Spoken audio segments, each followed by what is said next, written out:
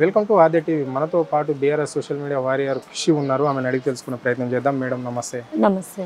చెప్పండి మేడం, రేవంత్ రెడ్డి సర్కార్ పరిపాలన తీరు ఇప్పటికి దాదాపుగా 2 నెలలు గడిచిపోతుంది. మరి ప్రజలకు ఇస్తున్న 6 గ్యారెంటీల ముచ్చట ఏంటి, ఎంతవరకు ఇంప్లిమెంట్ అయింది ఈ రాష్ట్రంలో, మరి ప్రజలు ఏమనుకుంటున్నారు?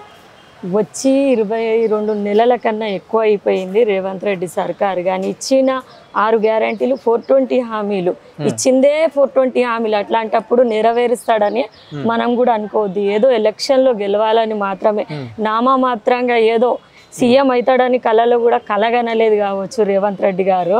అన్ఎక్స్పెక్టెడ్గా అయిపోయింది సీఎం అయినే.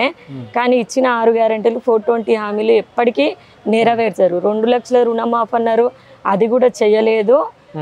కళ్యాణ లక్ష్మితో పాటు తులం బంగారం అన్నారు, అది కూడా ఇవ్వలేదు. 2500 అన్నారు, అది కూడా ఇవ్వలేదు. 4000 పెన్షన్ చేస్తానన్నారు మహిళలకు, వృద్ధులకు, అది కూడా చేయలేదు. ఇటువంటి చెప్పుకుంటా పోతే మా అమ్మాయిలకు స్కూటీలు ఇస్తారని లూటీలు చేసిన ప్రభుత్వం ఇది.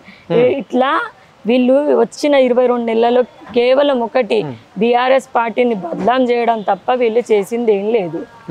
సో ఇంకో విషయానికి వస్తే ఇక్కడ స్థానిక సంస్థల ఎన్నికలు రాష్ట్ర ప్రభుత్వం ఎందుకు పెట్టలేకపోతుంది? ఇప్పటికీ దాదాపుగా ప్రభుత్వం ఏర్పడి 2 సంవత్సరాలకు దగ్గరకు వస్తుంది. మరి దీనికంతా ఇప్పుడు గ్రామాలల్లో సర్పంచ్ లేక నానా అవస్థలు పడుతున్నాము అని చెప్పేసి ప్రజలు చెప్తున్నారు. మరి ఎందుకు ప్రభుత్వం ముందడుగు వేయలేకపోతుంది? ఏ విషయంలో? భయం. రేవంత్ రెడ్డికి భయం. ఎందుకు అనంటే స్థానిక సంస్థల ఎన్నికలు పెడితే ఎక్కడ కాంగ్రెస్ పార్టీ ఓడిపోతుందని భయంతో పెడతలేడు ఆయన. ఎందుకంటే ఇప్పుడే కాంగ్రెస్ పార్టీ పైన ఎంత వ్యతిరేకత ఉన్నది అని అంటే, ఇప్పుడు మొన్నటికి మన లగచర్లలో జరిగిన గిరిజనుల సంఘటన తర్వాత ఈరోజు అదే లగచర్లకి వెళ్ళి మన రేవంత్ రెడ్డి అక్కడ గెలిచిండే, అక్కడ పోయి నిలవడం అని చెప్పు వాళ్ళల్లో ఎంత వ్యతిరేకత ఉంది కాంగ్రెస్ ప్రభుత్వం పైన అర్థమవుతుంది. అందుకని భయంతో ఎక్కడైతే ఇప్పుడు కాంగ్రెస్ పార్టీకి ఎక్కడ కూడా ఎలక్షన్ పెడితే డిపాజిట్ కూడా రాదు, అటువంటి అప్పుడు సర్పంచ్లు ఎట్లా గెలుస్తాడు? ఈరోజు యూరియా బస్తా కోసము ప్రతి రైతు లైన్లో నిలబడతాడు. అటువంటి రైతు ఈరోజు కేసీఆర్ గారి ప్రభుత్వం ఉన్నప్పుడు ఆటోకి పైసలు ఇచ్చి ఆటో డ్రైవర్కి చెప్తే ఇంటికి వచ్చి యూరియా బస్తాలు వేసి వెళ్ళేటోళ్ళు ఆటో డ్రైవర్ దుకాణాల నుంచి వెళ్ళి. ఇప్పుడున్న పరిస్థితి గంటల తరబడి రోజుల తరబడి లైన్లలో నిలబడ్డా కూడా యూరియా దొరకట్లేదు రైతులకు. అటువంటప్పుడు రైతు కడుపు మంటతో ఉన్నప్పుడు ఈయన ఎలక్షన్ పెడితే ఓడిపోకుండా గెలుస్తాడా మరి? సో మరి ఇక్కడ రాష్ట్ర ప్రభుత్వం ఎన్ని ఎత్తుగడ్డలు వేసినా, ఎంతమంది బీఆర్ఎస్ నాయకులు, మీ సోషల్ మీడియా కావచ్చు, మీలాంటి వాళ్ళు కావచ్చు, ఎంతమంది ఆపినా కానీ ప్రభుత్వ పాలన తీరు ఆగదు. అంటే ఏదైతే ప్రజలకు ఇస్తున్నామో అన్ని సంక్షేమ పథకాలు ఒక్కొక్కటి ఇచ్చుకుంటూ వస్తున్నాం. కొన్ని పథకాలు లేటు అయినా కానీ అవి కూడా ఇంప్లిమెంట్ చేస్తాము అని చెప్పేసి రాష్ట్ర ముఖ్యమంత్రి అంటున్నాడు. కేవలం కొంతమంది మాత్రము 10 ఏళ్ళు ఇక్కడ బీఆర్ఎస్ పార్టీ పరిపాలన చేసింది. కొంతమంది జేబులలో నింపుకున్నారు డబ్బులన్నీ. కాళేశ్వరం పేరుతోటి, కల్వకుంట్ల కుటుంబం అండతోటి ఆ డబ్బులన్నీ తీసుకొచ్చి ప్రజలకు 6 గ్యారెంటీలు పంచి పెడతాము, మిగిలిన గ్యారెంటీలు అన్నీ అమలు చేస్తాము అని చెప్పేసి రాష్ట్ర ముఖ్యమంత్రి అంటున్నాడు. మరి దీన్ని ఎట్లా చూస్తారు? కాళేశ్వరం ప్రాజెక్ట్ అంటే తెలంగాణ ప్రజలకు కాదు, రైతులకే కల్పతరువు లాంటిది. అటువంటి ప్రాజెక్టు గురించి మాట్లాడడమే ఫస్ట్ అయితే రేవంత్ రెడ్డి పెద్ద తప్పు. అందులో కేవలం 2 పిల్లర్లు కుంకితే దాన్ని సాకు చేసి పాపం రైతులను ఎండగొట్టి పంటలన్నీ నాశనం చేస్తాండి. ఇప్పుడు యూరియా కూడా లేకుండా ఆ మొత్తమే ఉన్న పంటల్ని కూడా సర్వనాశనం చేస్తాడు. ఇంకోటి వచ్చేసి ఆ పైసలు తీసుకొని వచ్చి చేస్తా, ఈ పైసలు తీసుకొని వచ్చి చేస్తానంటే కేసీఆర్ గారు సంపద సృష్టించి తెలంగాణ ప్రజలకు పంచిపెట్టిండ్రు.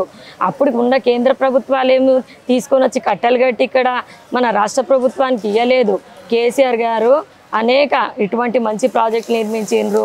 ఇంకోటి యాదగిరి అనేసి ఒక మంచి క్షేత్రం నిర్మించిండ్రు. దానివల్ల మనకు ఆదాయం వస్తుంది. ఆ ఆదాయం తీసుకొని వచ్చి కళ్యాణ లక్ష్మి కావచ్చు, పేద ప్రజలకు షాదీ ముబారక్ కావచ్చు, 200 ఉన్న పింఛన్ 2000 కావచ్చు, ఇటువంటి చెప్పుకుంటూ పోతే అడగని హామీలను కూడా నెరవేర్చింది మన బీఆర్ఎస్ ప్రభుత్వం. కానీ కాంగ్రెస్ ప్రభుత్వం వచ్చి వాళ్ళు చెప్పిన హామీలే నెరవేర్చలేకపోతాండ్రు కదా. ఎక్కడో నుంచి పైసలు తీసుకొని వస్తాగా అని చెప్తాండ్రు. మీరు ఎన్నో లక్షల కోట్లు అప్పు తీసుకొని వచ్చారు కదా, అప్పు ఎవరికి ఇచ్చిండ్రు? మీరు అందాల పోటీలంటూ తీసుకొని వచ్చి 200 కోట్లు పెట్టి అందాల బామలు నడిపిస్తే హైదరాబాద్లో ఏమొచ్చినాయి? ఉద్యోగాలు వచ్చినాయా? లేకపోతే పొలంలో ఉన్న రైతులకు ఏమైనా పైసలు వచ్చినాయా? లేకపోతే ఎరువులు వచ్చినాయా? ఏమొచ్చినాయి అనేసి. ఇప్పుడు ఇది మహిళల ప్రభుత్వము, ఇందిరమ్మ ప్రభుత్వం అంటేనే మహిళలను కోటేశ్వరాలను చేస్తున్నాం, మహిళలకు పెద్దపీట చేస్తున్నాం, అన్ని ఏ పథకం ఇచ్చినా మహిళలకు మాత్రమే ఇస్తున్నాము అని చెప్పేసి ఈ రాష్ట్ర ముఖ్యమంత్రి అంటున్నాడు. ఇక్కడ సన్నబియ్య కార్యక్రమం ఇచ్చినాము, ఉచిత బస్ సౌకర్యం అన్నాము, అది ఇస్తున్నాము, మళ్ళీ సబ్సిడీ గ్యాస్ ఇస్తున్నాము. సో మళ్ళా ఇంకో విషయానికి వస్తే విద్యుత్ కూడా ఫ్రీగా ఇస్తున్నాము, అన్ని రకరకాల పథకాలు మహిళలనే పేరు మీదనే ఇస్తున్నాం. మళ్ళీ కొత్త రేషన్ కార్డులు కూడా ఇచ్చాం.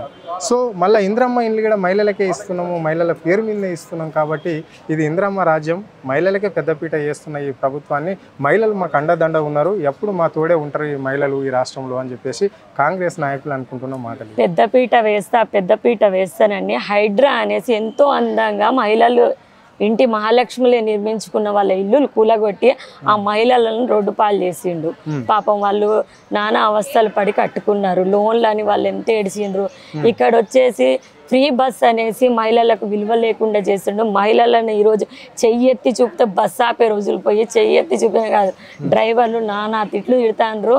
కండక్టర్ కూడా నేనే దిగిపోతా బస్సుల నుంచి వెళ్ళి, మళ్ళీ బస్సులు వేసి కూడా చాలా ఇప్పుడు వేసిండు కదా బస్సులు చాలా తక్కువ సంఖ్యలో ఉన్నాయి, మహిళలు ఎక్కువ అయిపోయిండ్రు. అటువంటిప్పుడు బస్సు టైర్లు కూడా ఊసిపోతానే బస్సులు ఎక్కితే. ఇటువంటి సంఘటనలు జరుగుతానే. ఇంకోటి 1 కోటి మంది మహిళలు కోటీశ్వర్లు చేస్తాడు, బిచ్చగత్తలా కూడా వదిలిపెట్టాడు రేవంత్ రెడ్డి. ఎందుకు అనంటే ప్రతి మహిళ ఇప్పుడు రేవంత్ రెడ్డి అంటే ఎంత కోపంగా ఉన్నది అంటే కనిపిస్తే ఎట్లా తంతదో అని కూడా అర్థం కాని పరిస్థితులు. ఎందుకంటే హైదరాబాద్ బాధ్యతలు ఉన్న మహిళల దగ్గరికి వెళ్ళి నిలబడి మాట్లాడి, ఈరోజు యూరియా బస్తాలు దొరకట్లేవు మహిళలకు, ఆ మహిళల దగ్గరే నిలబడి చెప్పాలి. 1 కోటి మంది కోటీశ్వర్లు చేసి 2500 పింఛనే ఇస్తలేడు. పాపం ఇస్తానన్నాడు కదా 2500 అయ్యే ఇస్తలేడు. ఎంతమందికి ఫ్రీ కరెంట్ అయ్యింది, ఇంటి ఓనర్స్కి అయ్యింది ఎంతో కొంతమంది, కానీ అసలు రెంటర్స్కే కాలేదు కదా. మరి ఇప్పుడు ఇందిరమ్మ ఇల్లు లేదో ఊర్లో అని చెప్తాడు. పాపం ఊర్లలో తన్నుకొని తలలు పల్లగొట్టుకుంటారు ఒక్కొక్కరు. మాకు రాలేదు కాంగ్రెస్ కార్యకర్తలకి ఇల్లులు వచ్చాయి. కానీ బీఆర్ఎస్ ప్రభుత్వం ఉన్నప్పుడు డబల్ బెడ్రూమ్ ప్రతి ఒక్కరికి ఇచ్చింది. ఆ పార్టీ ఈ పార్టీ అని చూడలేదు, ప్రజలను చూసి పేదవాళ్ళను ఎంపిక చేసి మాత్రమే ఇచ్చింది. గతంలో రాష్ట్ర ముఖ్యమంత్రి కూడా మాట అన్నాడు, కేసీఆర్ పెట్టిన పథకాలు ఏ పథకాలు రన్ కాకుంటున్నాయి, ఏ పథకాలు ఆపుతున్నామని కావాలని ప్రభుత్వాన్ని బదలాం చేసే ప్రయత్నం చేస్తున్నారు. అప్పట్లో వైఎస్ రాజశేఖర రెడ్డి పెట్టిన ఆరోగ్యశ్రీ పథకం కూడా ఇప్పుడు ఈ రాష్ట్రంలో ఇంప్లిమెంట్ అవుతుంది కదా అన్నారు. మరి ఇప్పుడు ఆరోగ్యశ్రీ పథకం ఎందుకు ఇంప్లిమెంట్ కాలేకపోతుంది, మొన్ననే బంద్ చేసిరు అని చెప్పేసి కూడా జనాలు అనుకుంటున్న మాటలు. అంటే ఇప్పుడు రేవంత్ రెడ్డి నిమిషానికి ఏమంటాడు అంటే, నా దగ్గర కోట్ల రూపాయలు ఉన్నాయి, మీకు 1 కోట్ల రూపాయలు దానం చేయాలని అని గంటలు అంటాడు అందరు ముందు నిలబడి. అదే కొద్దిసేపు అయిన తర్వాత ఖజానా ఖాళీ అయిపోయింది, ఏం లేదంటాడు. ఒకసారి అంటాడు ఓ లంక బిందెలు ఫుల్లుగా ఉండే అంటాడు, ఇంకోసారి అంటాడు లంక బిందెలన్నీ ఖాళీ అయిపోయినాయి అంటాడు. అట్లాంటప్పుడు నీకు సీఎం అనే ఒక పదవిని నువ్వు ఫీల్ చేయలేకపోతాను, ఆ కుర్చీనే నీకు భయం ఉన్నది, ఆ కుర్చీ ఎప్పుడు పోతుందో అని అది కాపాడుకోవడానికి ప్రయత్నిస్తాను. కానీ తెలంగాణలో ఉన్న ప్రజలకు ఏం కావాలి, నేను ఎట్లా సంపద సృష్టించాలి, ఎట్లా తెలంగాణ ప్రజలకు పంచిపెట్టాలనే విషయమే మర్చిపోయిండు. కేవలం ఖజానా ఖాళీగా ఉన్నది, ఒకసారి అంటాడు ఖజానా ఫుల్గా ఉన్నది, ఒకసారి పంచిపెట్టే తెంగాల మళ్ళీ రండి అంటాడు, ఒకసారి అన్ని ఉద్యోగాలు భర్తీ చేసేసిన అంటాడు, ఒకసారి ఉద్యోగాలు ఇక్కడేమో వద్దు, తెలంగాణలో ఉన్న విద్యార్థులందరూ మాకు వద్దు ఉద్యోగాలను ధర్నా చేస్తారు అని అంటాడు. ఇంకోసారి పాపం నిరుద్యోగులందరూ వచ్చి మాకు ఉద్యోగాలు కావాలి మొర్రో, లేకపోతే మీరే మమ్మల్ని పాపం మొన్న ఒక పిల్ల ఆమె ఎవరు అస్మా అమ్మన్నది, మమ్మల్ని పెంచి పోషించాలి, మా పెళ్లిళ్ళ బాధ్యత కూడా మీదెక్కేది అని చెప్పింది రేవంత్ రెడ్డికి. అంటే ఇక్కడ ఏం చెప్తాడు రేవంత్ రెడ్డి అంటే, గుమ్మడికాయ దొంగ అంటే భుజాలు దడుముకున్నట్టు పొద్దున సాయంత్రం నేను మంచోడిని అని చెప్పుకుంటాను. కానీ తెలంగాణలో ఉన్న ప్రజలందరికీ 22 నెలలు ఆయన ఎట్లా బర్దాష్ చేసిండ్రంటే, ఇప్పుడు నెక్స్ట్ ఎన్నికలు వస్తే గెలిచేది మాత్రం బీఆర్ఎస్ ప్రభుత్వం. బాపు పడుకున్న నిద్ర లెక్క లేసొస్తాడు మళ్ళా తెలంగాణలో. రైట్. మరి ఇప్పుడు అతిపెద్ద పండుగలు కూడా ఈ రాష్ట్రంలో కొద్ది రోజుల్లో రాబోతున్నాయి. ఇప్పుడు 18 తారీఖు, రేపు 21, 20 తారీఖు నుంచి బతుకమ్మ ఫెస్టివల్ కూడా ఈ రాష్ట్రంలో అంబరాలు అంటబోతున్నాయి. సో మరి ఇంద్రమ్మ చీరలు పంపిణీ చేస్తామని చెప్పారు, మరి ఎప్పటి నుంచి అయ్యే అవకాశం ఉంది మహిళలకు? ఒకటి చెప్పానా నేను, ఫస్ట్ అయితే బతుకమ్మ చీరలు అని ఒక మంచి పేరు పెట్టాడు తెలంగాణలో ఉన్న బాపు కేసీఆర్ గారు. ఆ పేరే దానికి అందం. ఇందిరమ్మ అంటే ఇందిరాగాంధీ వచ్చి ఇప్పుడైతే ఇక్కడ చీరలు అయితే ఇస్తలేదు కదా, మరి అందుకని తెలంగాణ ఆడబిడ్డలకు ఇవ్వాలంటే బతుకమ్మ అనే పేరుతోటే ఇస్తే బాగుండేది. ఇంకోటి ఆయన ఇప్పటి వరకే 2 బతుకమ్మలు పోయినాయి, ఇది 3వ బతుకమ్మ. ఎప్పుడో ఇవ్వవలసిన బతుకమ్మ చీరలు ఇస్తా అన్నాడు కానీ ఇంక ఇయ్యలేదు కదా. ఆయన 2500 ఇస్తా అన్నాడు, ఇచ్చిండా? ఇయ్యలేదు. 4000 చేస్తా అన్నాడు, చేసిండా? చెయ్యలేదు. అందుకని ఆ ఇంద్రమ్మ చీరలు కూడా వాళ్ళ చేతిలో పడ్డ తర్వాత నేను చెప్తా ఇస్తాడో ఇయ్యడో, ఇచ్చిండో ఇయ్యలేదో, ఇట్లా ఇచ్చిండో అనేసి. ఎందుకంటే కేసీఆర్ గారి ప్రభుత్వం ఉన్నప్పుడు రంజాన్లో తోఫా అనేసి క్రిస్టియన్ వాళ్ళకు కానీ ఇక్కడ బతుకమ్మ అనేసి ఆడబిడ్డలకు అందరికీ బాపు కేసీఆర్ గారు ఉన్నప్పుడు ఎట్లయితే చేసిండ్రో అట్లయితే రేవంత్ రెడ్డి ప్రభుత్వం అయితే చేస్తలేదు. ఈ బతుకమ్మ చీరలు ఇవే ఇంద్రమ్మ చీరలు అంటే వచ్చిన తర్వాత చెప్తా. నాకైతే ఇంద్రమ్మ అనే పేరు అయితే నచ్చలేదు. ఎందుకంటే తెలంగాణ ఆడబిడ్డలు వీళ్ళందరూ తెలంగాణకు ఓటేస్తాం కదా. తెలంగాణలో ఉన్న ఈ రేవంత్ రెడ్డికి వీళ్ళందరూ ఓటేసిండ్రు. తెలంగాణ బిడ్డలకు నువ్వు వచ్చి ఇందిరాగాంధీ చీరలు ఇస్తున్నా, ఇంద్రమ్మ చీరలు ఇస్తానంటే ఏం చెప్తారు? అంటే ఎట్లుండబోతున్నాయి ఆ డిజైన్? ఇప్పుడు మీరు అన్నట్లనే ఇంద్రమ్మ చీరలు అంటే ఏ డిజైన్లో రూప్ చేస్తున్నారు, మరి ఎట్లుండబోతుంది అది చీరలు? అంటే గత చీరలను చూసాం, ఇప్పుడు మీరు కట్టుకున్నటువంటి కేసీఆర్ ప్రభుత్వంలో పంపిణీ జరిగినాయి. కొంచెం కాస్ట్ అటు ఇటు ఉన్నప్పటికీ కూడా కానీ ఇట్లా కలర్ఫుల్ చీరలు కనిపించేది. మరి ఇప్పుడు ఆ చీరలు ఎట్లుండబోతాయి? ఎప్పుడు తెలంగాణలో ఉన్న బతుకమ్మకు ప్రతీక అన్ని పువ్వులు, తీగలు, ఆకులు అవన్నీ కలగలిపిన దాని పేరే బతుకమ్మ. అటువంటి అందమైన చీరలు వేసిండ్రు అప్పుడు నేతలు బతుకమ్మ కోసము, ఈ చీరలు ఇవ్వడానికి కోసము. కానీ ఇప్పుడున్న బతుకమ్మ చీరలు ఎట్లుండబోతాయి అంటే అర్థమైపోయింది. ఇందిరమ్మ చీరలు అంటే ఇందిరాగాంధీ కట్టుకున్నట్టు ఉంటాయి కావచ్చు. ఏముంటాయి? తెల్లగా ఉంటాయి, గీతలు ఉంటాయి, ఇంకేముంటాయి దాంట్లో. ఇక్కడున్న మన తెలంగాణ సంస్కృతి ఎట్లుంటది అట్లాంటి చీరలు ఇస్తే దాన్ని బతుకమ్మ చీరలు అంటారు, అంతే కదా. నువ్వు ఎక్కడో వచ్చి ఇందిరాగాంధీ చీరలు ఇస్తానంటే ఇక వీళ్ళు కట్టుకున్న వాళ్ళకి తెలుస్తుంది. తర్వాత వాళ్ళే చెప్తారు కదా రోడ్డు మీదకి వచ్చి ఇట్లాంటి చీరలు ఇచ్చిండ్రు, ఏమి ఇచ్చిండ్రు అనేది.